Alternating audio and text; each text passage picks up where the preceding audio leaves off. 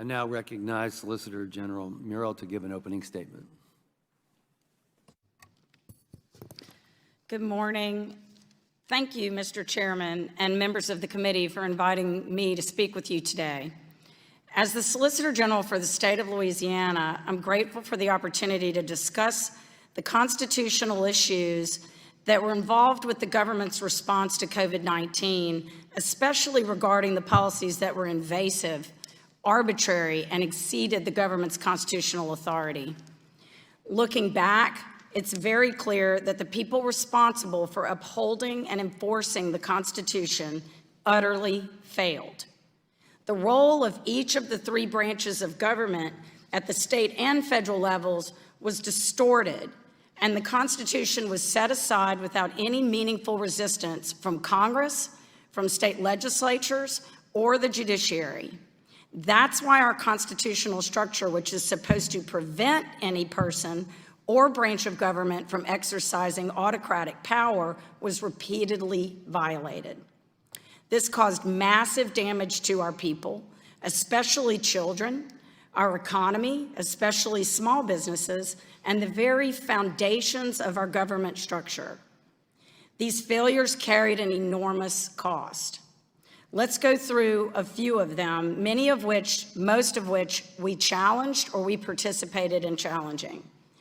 Governors suspended laws without any legislative approval over and over again, made completely irrational decisions, and claimed autocratic power to justify bad decisions. So did the president.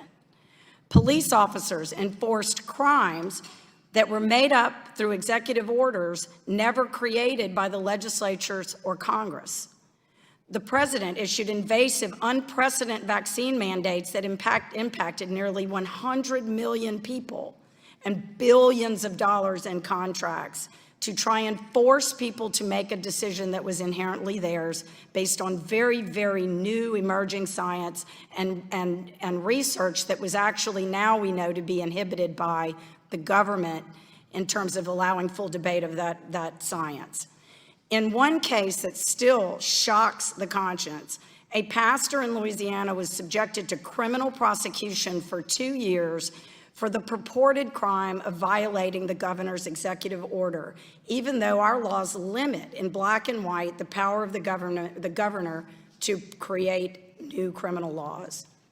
Reverend Tony Spell was extremely vocal in his opposition to the governor's orders, which limited the number of people who could gather for worship, but not to go to Lowe's or to the food court at the mall.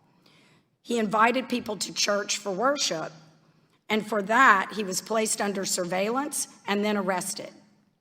He was issued 6 criminal misdemeanor citations, which would have subjected him consecutively to 6 months in prison for each violation, potentially plus fines. He was right. These orders could never be criminally enforced under Louisiana law, and they prohibited the governor from creating new crimes by executive order, even in a disaster. But somehow all of government failed him, and he had to defend himself against a criminal prosecution by the government for 2 years. The Louisiana Attorney General, early in the pandemic, advised police departments to exercise extreme caution when enforcing these orders because they could be subjected to violating people's constitutional rights and sued. Pastor Spell was ultimately vindicated by the Louisiana Supreme Court, which agreed that his constitutional rights to freely exercise his religion and freedom of speech had been violated. What was shocking was that a prosecutor admitted that Spell was targeted for the sin of being unrepentant about criticizing the government. That continues to shock me today. Other notable examples were Governor Kathy Hochul, who told people that God wanted them to be vaccinated and that there are people out there who aren't listening to God and what God wants, and you know who they are. Governor Beshear in Kentucky joined a Louisville mayor who banned drive-in church services and encouraged people to snitch on each other who had participated.